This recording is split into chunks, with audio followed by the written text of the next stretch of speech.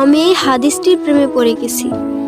আপনি যখন নীরবে ঘরে বসে কান্না করেন, আল্লাহ তখন ফেরেশতাগণদের উদ্দেশ্য করে বলেন, কোন জিনিস আমার এই বান্দার চোখে পানি আনলো?